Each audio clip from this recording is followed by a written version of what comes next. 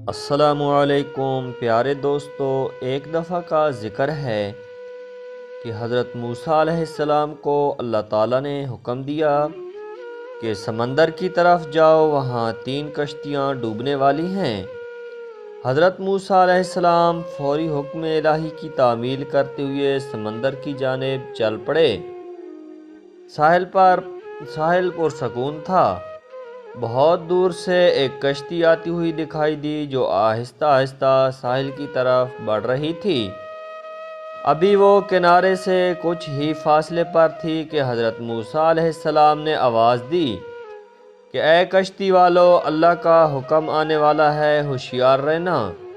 انہوں نے جواب دیا، آپ جانتے ہیں کہ اللہ کے حکم کو کوئی نہیں ٹال سکتا۔ ہم تو اس کے بندے ہیں جو حکم الہی کے پابند ہیں۔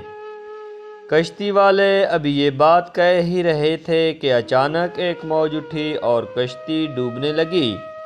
سوار اپنے آپ کو بچانے کی کوشش کرنے لگے۔ اتنے میں ایک اور زبردست موج آئی اور کشتی کو اپنے ساتھ بہا کر سمندر کی تہہ میں لے گئی۔ تھوڑی دیر بعد میں ایک اور کشتی نظر آئی تو حضرت موسیٰ علیہ السلام نے انہیں بھی خبردار کیا اور کہا کہ ذرا محتاط ہو کر آنا۔ انہوں نے بھی پہلے والوں کی طرح جواب دیا کہ جو کچھ ہونا ہے ہو کر رہے گا، اور کشتی کو کنارے کی طرف لاتے رہے، یہاں تک کہ ساحل کے قریب آتے آتے یہ کشتی بھی ڈوب گئی۔ حضرت موسیٰ علیہ السلام اللہ کی حکمت کے بارے میں سوچوں میں محو تھے کہ انہوں نے ایک تیسری کشتی آتے دکھائی دی۔ آپ نے حسب سابق اس کشتی والوں کو بھی نصیحت کی کہ دیکھو، اللہ کا حکم آنے والا ہے، اپنے گناہوں کی معافی مانگتے ہوئے ذرا محتاط ہو کر آنا۔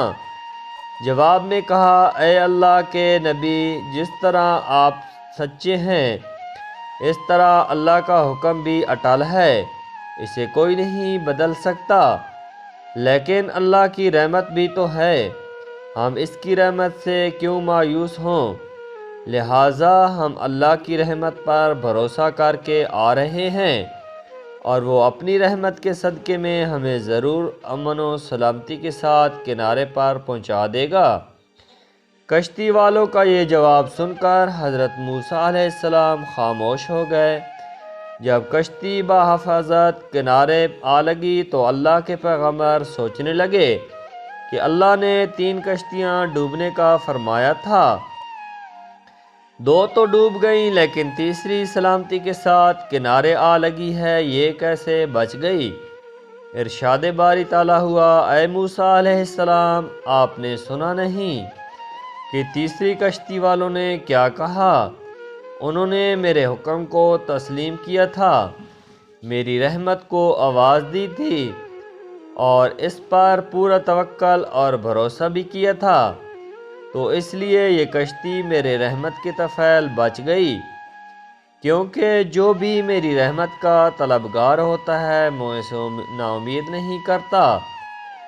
حدیث میں آتا ہے کہ اللہ تعالیٰ نے جب مخلوقات کو پیدا فرمایا تو عرش پر لکھ دیا کہ میری رحمت میرے غضب پر غالب ہے۔ بے شک دوستو، اس بات میں کوئی شک نہیں، اللہ تعالیٰ کی ذات اپنے بندے سے 70 ماؤں سے بھی زیادہ پیار فرمانے والی ذات ہے۔ اگر کوئی آدمی اللہ تعالیٰ کو پکارے اور اس کی رحمت پر امید رکھے تو وہ پیاری ذات، وہ لجپال اور عظیم ذات کبھی بھی اپنے بندے کو مایوس نہیں کرتی۔ یہ تو ہم لوگوں کی اپنی سوچ ہے کہ ہم مصیبت اور تکلیف میں ہی صرف اللہ پاک کو یاد کرتے ہیں۔ پیارے دوستو، اس عظیم اور کریم ذات کو ہر وقت، ہر جگہ، ہر مشکل میں یاد کرنا چاہیے، کیونکہ ہر مصیبت اور تکلیف کا مداوع وہ ذات ہی کر سکتی ہے۔ بے شک اس مالک حقیقی کے حکم کے بغیر ایک پتا بھی اپنی جگہ سے نہیں ہل سکتا۔ پیارے دوستو، کیسی لگی میری آج کی یہ ویڈیو؟ اسی طرح اچھی اور پیاری سی ویڈیوز دیکھنے کے لیے میرے چینل کو سبسکرائب کر دیں اور ویڈیو کو لائک اور شیئر کر دیں۔ پیارے دوستو، اللہ حافظ۔